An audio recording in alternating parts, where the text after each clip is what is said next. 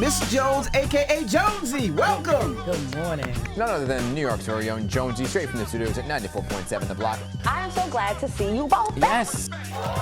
Ladies and gentlemen, without further ado, welcome to the Jonesy Show. Hey, Boo, hey! Hey, Boo, hey! Welcome to the Jonesy Show.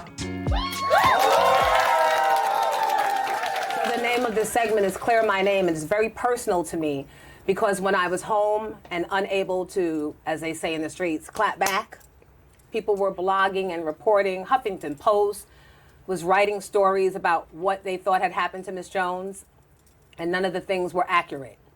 But again, unless you have the resources to pay a reputation management company or you have an inside plug, I went from being on the inside to being all the way outside before being outside was a thing. Those rumors live, and the lies live. And unless you thwart them with the truth, your reputation gets damaged. So right now is where the buck stops. So I created this platform so people that have been wrongfully accused can come on and clear their name. My first guest, Brooke Dean.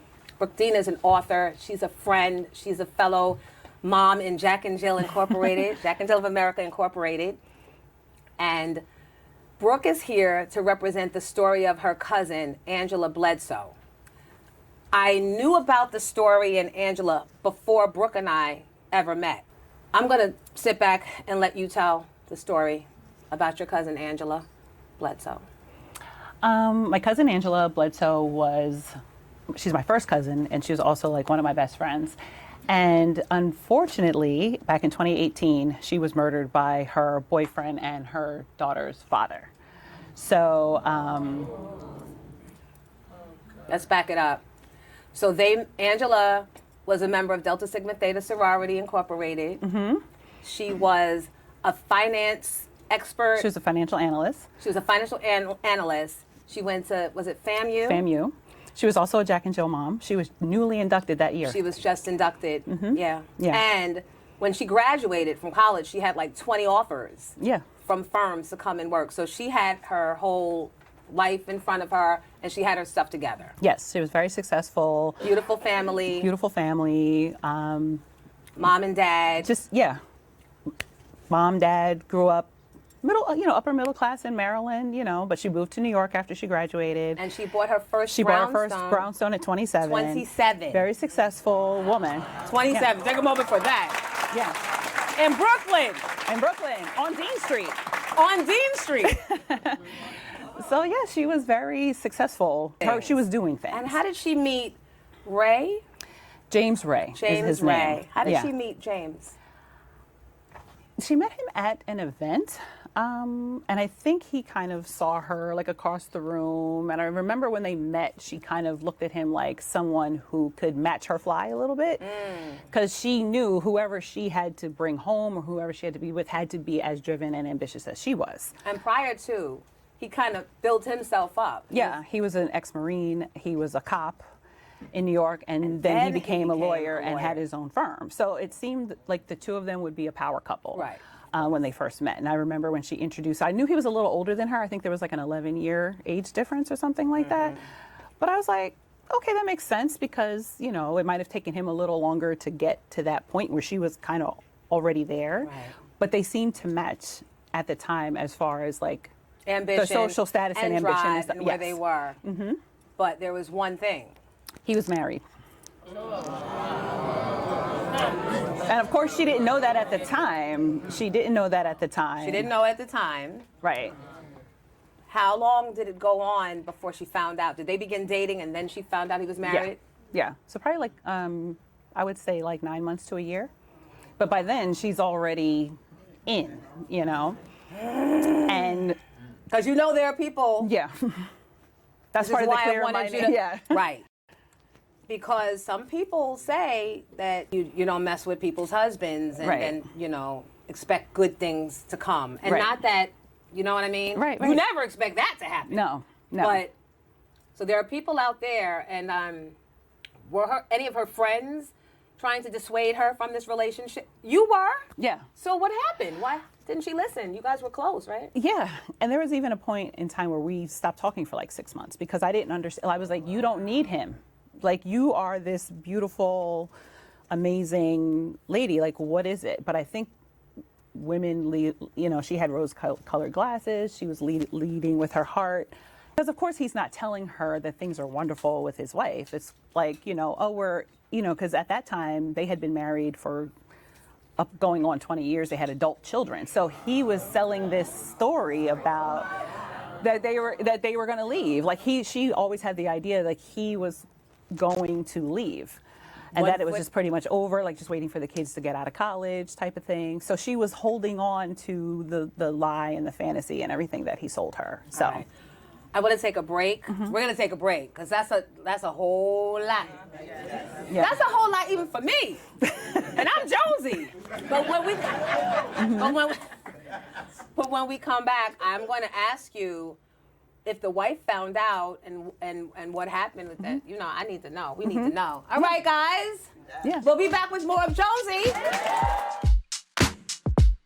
Promotional consideration brought to you by Hair Brew by Abena, Nationwide Bus Charter, UltimateSoulEscape.com, Edge by Chanel.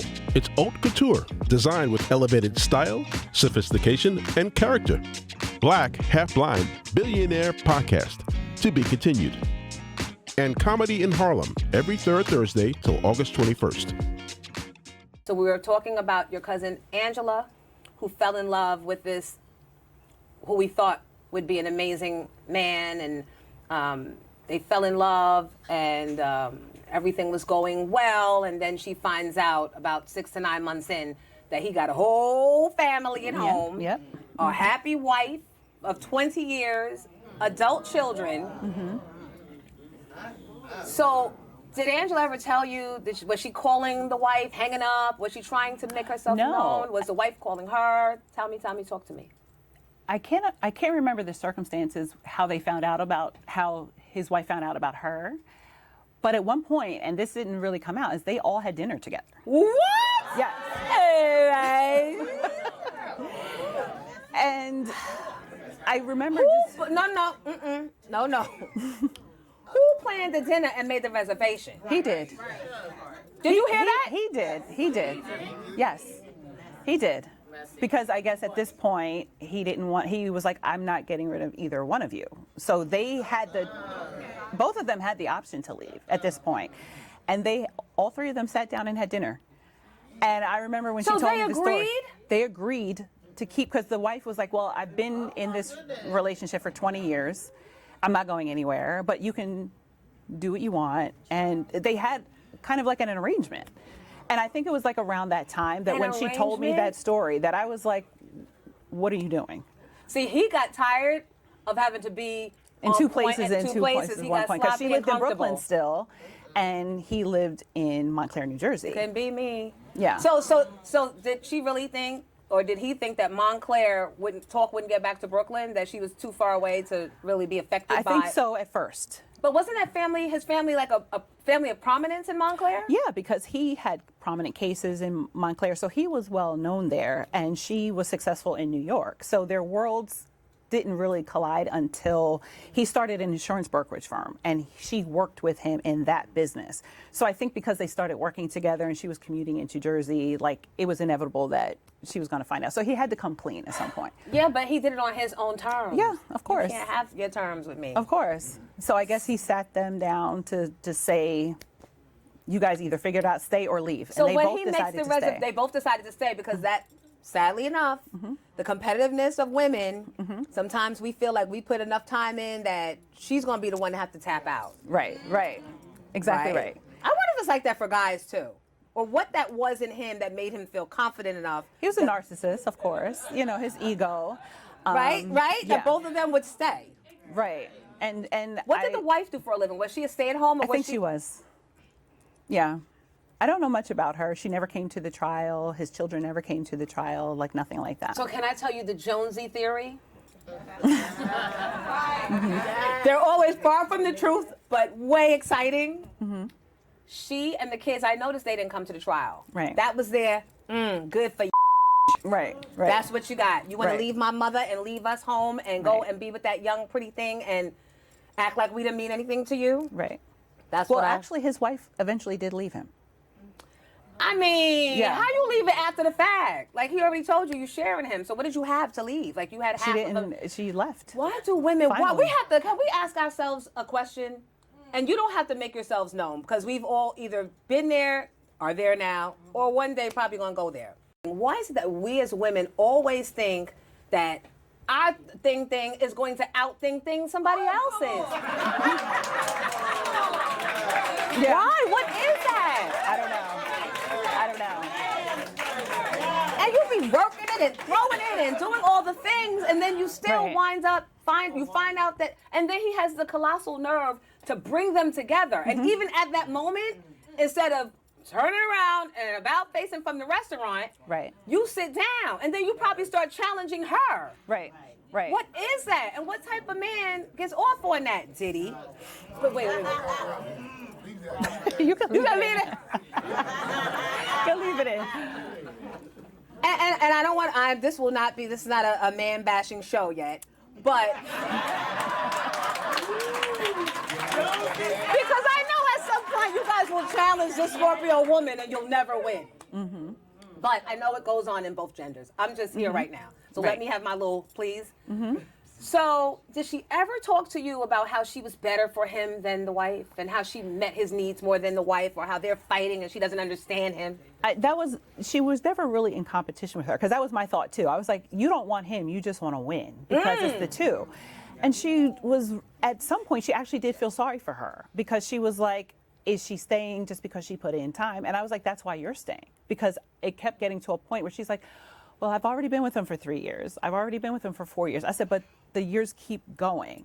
And I think right when she got it in her mind, like maybe this isn't. But then she got pregnant. She got pregnant and the wife left at the same time. So she thought in her mind that was like, in her mind, she thought because the two things happened at the same time, that was supposed to mean we're meant to be together. Be. Yeah. So, And it's sad to say. And she had always wanted to be a mom. She had had fertility issues leading up to that. So she looked at Alana like, this is my miracle baby. This is why we were meant to be together, all that kind of stuff. So now, like, the wife is kind of out of the way. But what's going on in his head? Does he feel like, oh, I locked her down now, she ain't going Yes. nowhere? Yes. And then does he start trying to repair things with the wife? No. He lets her go? He lets her go. And lets the kids go. Well, they were already Yeah, they grown were with already their own gone. lives. Yeah, they moved on from him. So Yeah. does he start like adoration and the love and the time spending, or does he turn? Because once they, in my experience, once they know they, Right. once they know they got you, they start acting nasty, Right. and controlling, Right. and different, And that's exactly what happened. and that's what happened. Yeah. And I mean, I was never a fan of his from the beginning, because I always felt like he had to outshine her or be the center of attention. And then once she had Alana, all of her attention was on Alana, not on him. And he felt like, I think he felt he was losing her at that point. So he became more controlling then, because I guess whatever he was controlling with his ex-wife Right. is now gone. But Angela was her own person. She was outspoken, so he would try to put her down in front of people, in front of their child, and I was just like, again, why are you with this man? Because they have a child, but they're not married. So I was like, you don't have to stay. And then she wound up moving into the home that he once shared with his wife, which I thought was insane. All right, I need a break. Yes. Okay, guys, Yes. we gotta take a break. Yes. That's a lot. That's a Yes. whole lot. Yeah. And the fact that she agreed, I don't know how I feel about that. But again, I don't. the name yeah. of the segment is Clear Your Name. So I'm gonna let you, when we come back to the Jonesy Show. Arby's legit hickory smokes their barbecue for up to 13 hours. So despite being busy comedy superstars, we're here to put in the 13 hours for Arby's quarter-pound barbecue sandwiches with our own signature sauces. That's right, Anthony Anderson. We are completely dedicated to the craft of smoking Arby's barbecue low and slow for hours on end. I'm Anthony Anderson. Really, dude? Arby's, we have the meat. Welcome back to Jonesy. Our guest, Brooke Dean, is the cousin of Angela Bledsoe. She was a successful young woman, graduated, was a financial Analyst, yes. analyst, great job, great life, met this man who also seemingly was her evenly yoked guy, and they went off in life doing things, and then she finds out that he's married, and then after a little bit of time, he arranges a sit-down dinner between your cousin and his wife of 20 years. Yeah. And after the meeting, they have an arrangement, I guess, amongst the three of them. And then suddenly the wife has had enough. She leaves, and then he moves your cousin into the home he shared with the wife. Yes. And raised the children in. And this is in Montclair, New Jersey. Yes. And then your cousin gets pregnant. She was pregnant. She had already had her by the time she moved in because she still kept their lives a little separate. But once the wife left, And the wife left probably because of the baby. She was actually okay with the baby for a little while. I think she just got tired of sharing. Like, he was more and more in New York than he was in Jersey. So she left, and then Angela wound up moving eventually to New Jersey. So she has the baby. She's spending time and giving attention to the baby and not Yes. so much him. Right. And he starts to turn. Yes. When did he start buying weapons? I read an article that he started buying weapons, and he was a former corrections officer. Yes. So he already had. Well, he was a Marine and an ex-Marine, and he was a cop. So he already had weapons. And I didn't know any of that at the time. I thought he was just a lawyer, always been a lawyer. So Angela never mentioned any weapons in the house. I'm not even sure she knew how many he had, because by the time the trial came, they had like an evidence bag of like 14 or 17 guns or something like that. So if I had known that at the time, I would have been like, get out of that house. Because, But you were telling her to leave the relationship. I was telling her to all along. leave anyway. And I think once she moved in, I think when you live with someone, that's when you know them. You see them day in and day out. So like the rose-colored glasses came off, because before, you know, when you're having fun and you're doing all the things, It's because the exciting. wife, right, was It's dealing with kiki, the all the everyday things. him. Yeah. Yeah. So when now she's in the wife position, she sees who he is every day, and then it was like not this pretty picture, and so she's started distancing herself from him. And he started, from what I read, he started picking up on that energy. Yes, yes. And he started tracking her whereabouts. He put surveillance cameras around the house. He put tracking devices in her car. He even went so far as to ask the daughter for mommy's passcode on to her phone. phone. Yeah. Yeah. Because he suddenly did not trust her, even though he was the untrustworthy one in the beginning. So. And wasn't he borrowing money from her?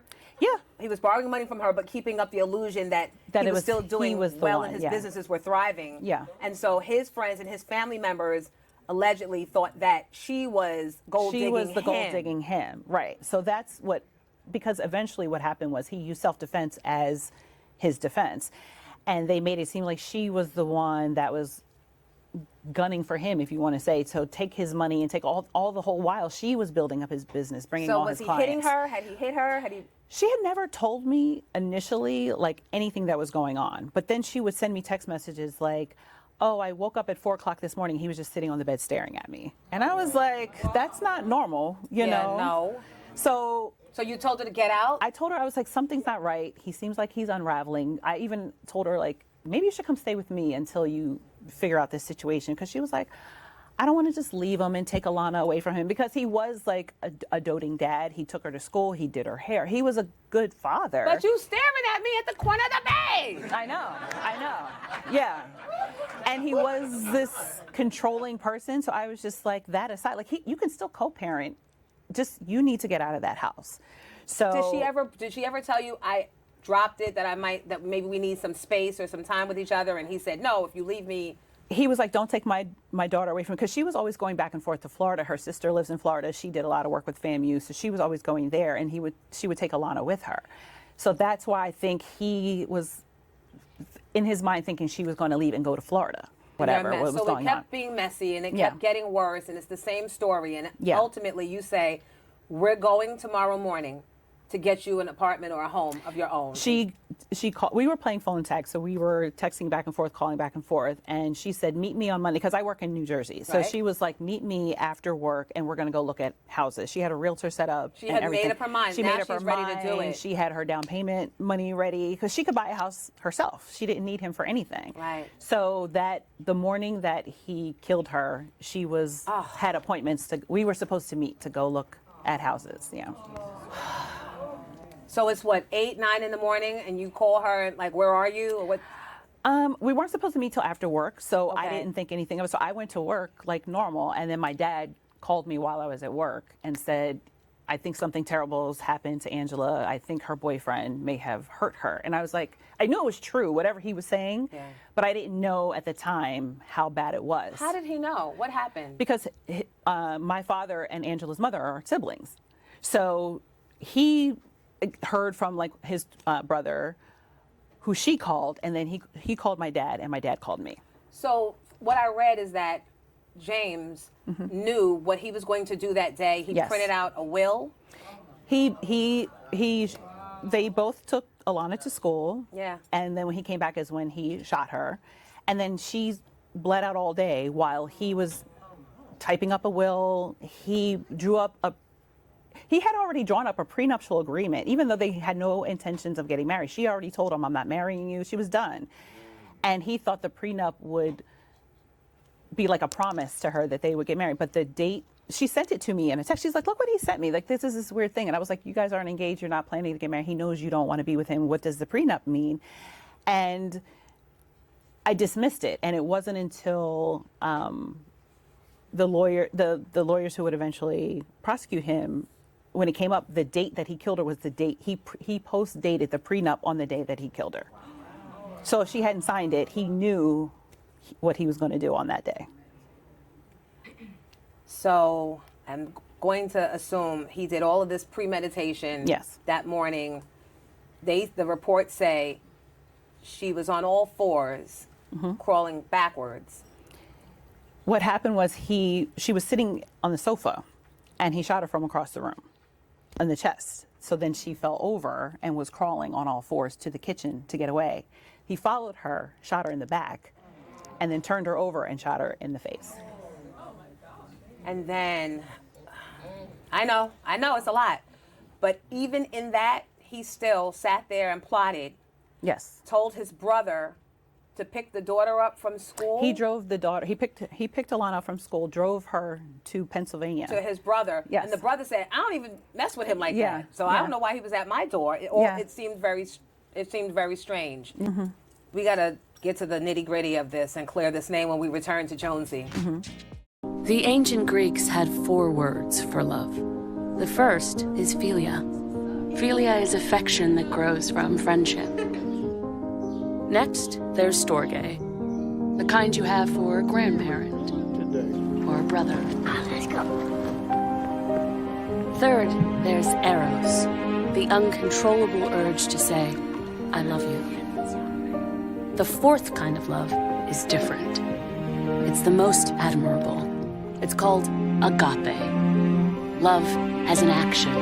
This is good. It takes courage, sacrifice, strength. For 175 years, we've been helping people act on their love so they can look back or look ahead and say, "We got it right.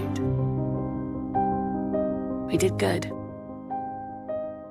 Welcome back to Jonesy. Our guest, Brooke Dean, is the cousin of our Clear Your Name candidate today, Angela Bledsoe, who was viciously murdered by her husband. And we were at the part where you were describing how he shot her in the chest and then turned her over, shot her in her face, and then He fled the scene. There was a manhunt for a week for him. Where did he go? He went to Mexico and got on a plane to Cuba. They arrested him when he landed in Cuba. Homeland Security got him. Yeah. It took him a week to find him. So he had all this planned out, his escape plan. He had printed out the his will and a fake prenup. And he wrote checks for his brother for his bail in case he got caught. But he thought he would make it to Cuba since there's a non-extradition there. So he just thought he was going to get away with it. But as soon as he landed, they took him into custody. So they got him. So they got him and they brought him back. And then the trial didn't start until 4.5 years later because he's a lawyer. So he knew how to delay the trial. So for 4.5 years, we were waiting for justice for her. So I want to say, be careful who you bet, but you would think I'm betting a lawyer, I'm good. But yeah. sometimes they flip the... Yeah. He was like a Jekyll and Hyde. So 4.5 years go by, and you get a call that the trial is about to happen? Yes. And what's going through your mind? Finally, because he was just delaying it. And it's like, thank God her daughter, she's been in therapy since the whole thing happened. She's adjusted very well. So life was going on at the same time, but it was still like, this is not done. We need justice for her. We're still missing her every day. So are you guys seeing news? Is this in the newspapers that the trial is coming, or is it kind of quiet? It was kind of quiet, but then when it finally started to happen, that's when it ramped up again. Okay. So, I had to get prepped by the prosecutor, remember all the things I said 4.5 years later, because I was the one who identified her at the ME's office. I'm the one who had to share 26 pages of text messages between us describing how he was becoming crazy. So you had to relive all the I had trauma. to relive all of it. And her parents and my whole family had to relive the whole thing. And her parents didn't even know. They never knew that she was dating a married man. They never knew he was married. Never. By She design. never told them, I think her sister knew, but that was it. Her parents would have been like, what are you doing? They would have never condoned that at all. But now we're going to get our day in court. We're going to get our justice. Yes. What happens the morning of? He uses self-defense as his defense, even though she was shot in the back. So we're like, how does that even make sense? So now we're in the trial, and everything was about tearing down her reputation and how she targeted him and how she preyed on him and how she had her sights set on him to get him and lure him away from his wife. Yes. Basically, he was trying to paint her out to be a gold digger. Right. Was the jury buying it? No. Okay. No. So did he know that the jury wasn't buying it? I think he thought he could sell that story because he had this idea of himself being more successful than he was. And I think because so many people showed up for the trial, like the support for Angela was amazing, thank God. And so the support for him, not so much? There was nobody on his side. Nobody. There was one woman who was always sitting on that side. So we were like, who is it? Because it wasn't his family. And it was an ABC News reporter. And that's only because that was the only place where she could sit because Angela's side was filled with her family, her friends, her sorors, like everybody. So how many days into trial? How many weeks into trial? The trial lasted about a month. Okay. But it was, the forensic evidence was... It was obvious. It was obvious, yeah. And he knew that. Yeah. And that's why he killed himself. Once he was convicted, he was about to be sentenced and he killed himself in jail on Father's Day. So even with that, he tried to be some sort of weird martyr. I don't know. But the entire trial was about trying to paint this picture of her, that she needed him in order for her life to be wonderful. And it was actually the opposite. So I thank you for sharing the story with us. And I'm sure that she's up above thanking you for clearing her name. Because I'm sorry that I had to bring you through this. Again, you're reliving the pain. I'm sorry. Yeah, but I had to do this for being her because everything that they painted her was not her. And anyone who knew her knew that. So you're doing a great job. Yeah. I just want to make her proud, because she can't do it herself. So well, that's why I'm here. Thank you. I think you did that.